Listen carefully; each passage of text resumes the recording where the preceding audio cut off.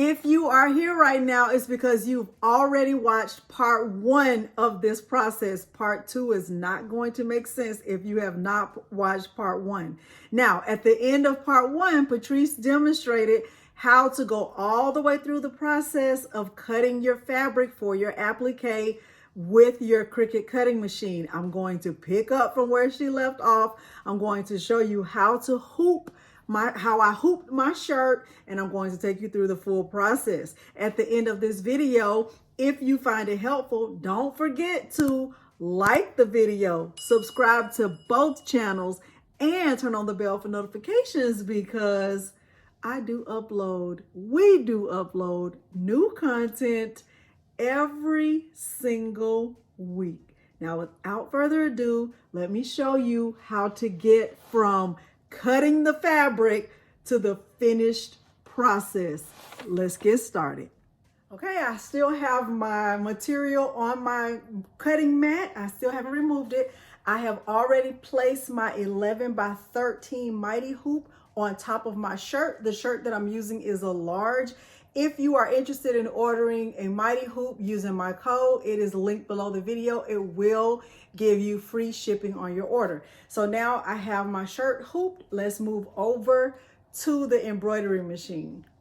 Okay, we are at the machine. The first thing I'm going to do is go to select design. I'm using the same design. It's the Be Kind design. So I'm going to go to machine and I'm going to select Be Kind. And the next thing I'll do is click select. Okay, so here's my design. I'm going to select the hoop. The hoop that I'm using is my 11 by 13 mighty hoop. I'm going to click select hoop. I'm going to click OK. The next thing I'll do is select the colors that I'm planning to use. Last time I used a combination of black, gray, and red.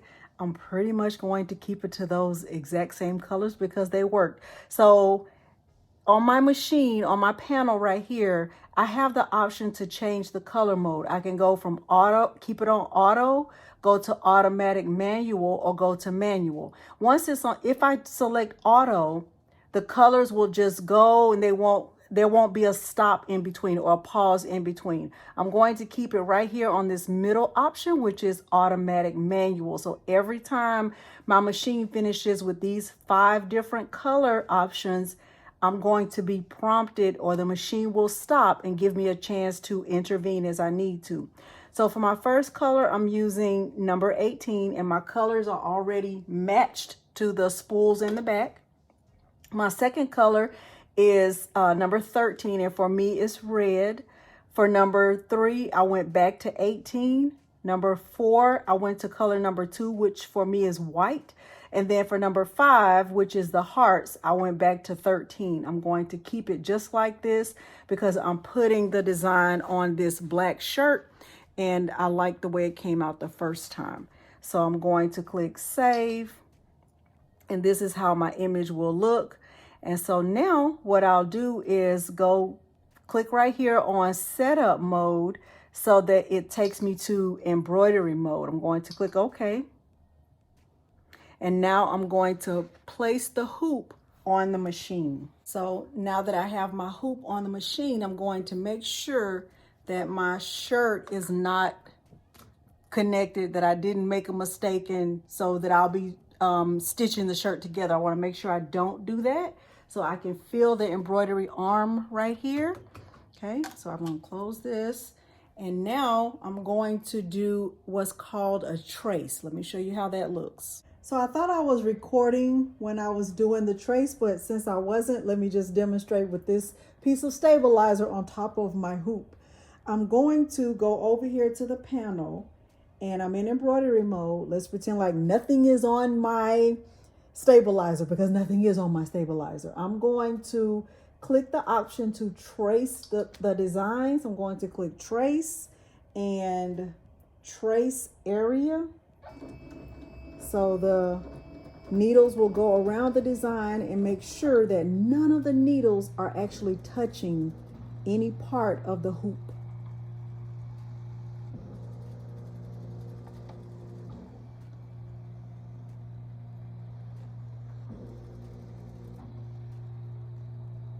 Okay, that looks great.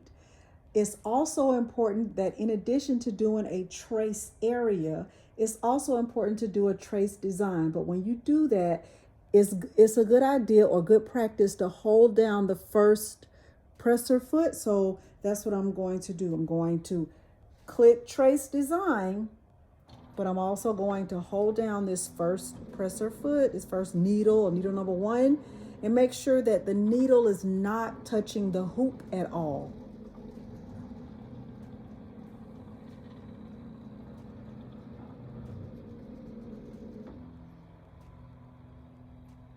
It's great. Now, the first time I made this design on my hoodie, I felt like it was a little bit too low. So what I'm going to do this time, let me make sure you can see it. I'm over here at the panel and I'm going to get out of embroidery mode just for a second. And I'm going to go to design settings and I want to move the design up. But moving the design up doesn't require the up arrow. It actually requires the down arrow. So I'm going to click down and you can see the design is actually moving up. I'm going to press down again. And I want to make sure that that B is not touching the hoop at the top. I think that looks good. And I think I'm still safe. So I would click save. And then what I would do is go back into embroidery mode. And I would trace it again just to be on the safe side to make sure that my needle is not touching the hoop. So I'm going to do trace design. Holding my finger down to make sure that the needle is not touching.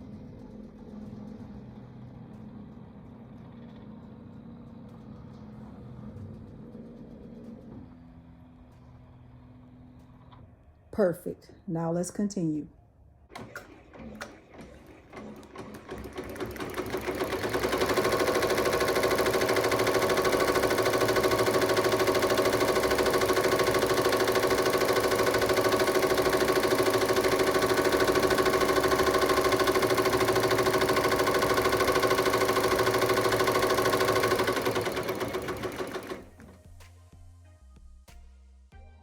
Now that I have my placement stitch, I'm going to remove the letters from the mat. And remember, on my mat, the backing from the heat and bond is still here. The paper part is still on here.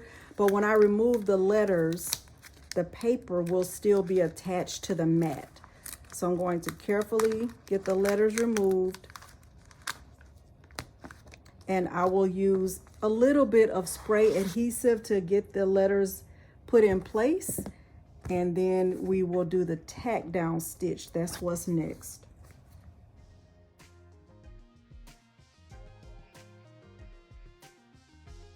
If you will be using any fabric that has words, make sure your words are facing the right side up.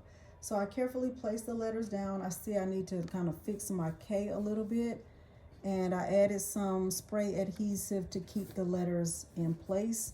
I think it's going to look great. Now it's time for the tack down stitch. So I'm going to press start and it's going to go to the next color.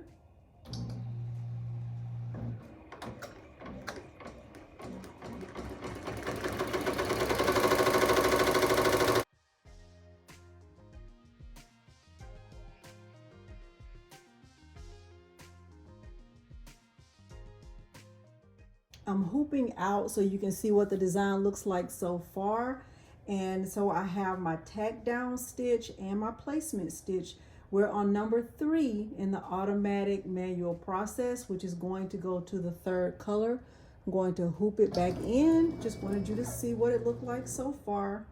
And I'm going to press start on my panel. So I'm going to go over here, press start, and it's going to go to the next color. We are in the final stretch. I finished my satin stitch.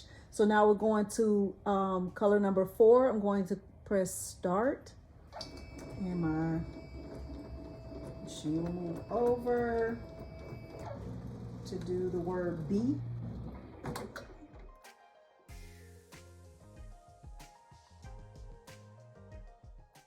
We are at the final stretch. What has to be stitched now is the red hearts.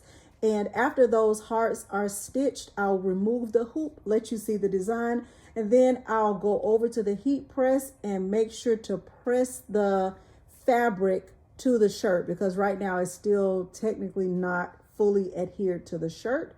So we're on the 5th color. I'm going to press start and I'll speed this part up.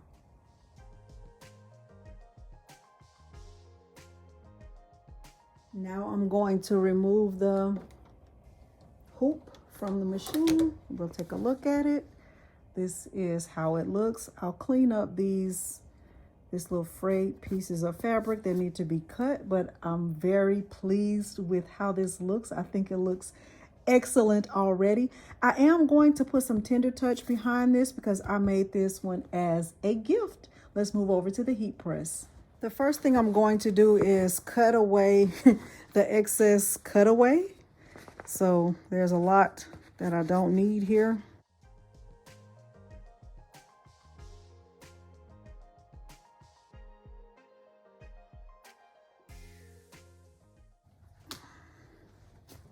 Okay, so I removed the excess stabilizer. Now I'm going to cut a piece of tender touch that's big enough to cover this. My tender touch is looking a little rough, but I'm gonna go with it. So I have my heat press set to 300 degrees. I am going to put parchment paper on top, and I'm going to press this for 15 seconds. Hopefully I'm on the right side of the law.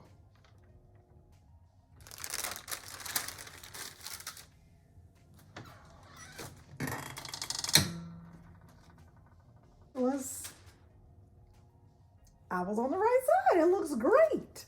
Okay, so there is how it looks with the tender touch added. And I am going to turn this back around, flip it inside out, and give you my final thoughts about this process. So here is the finished shirt. And what am I going to say? I love it.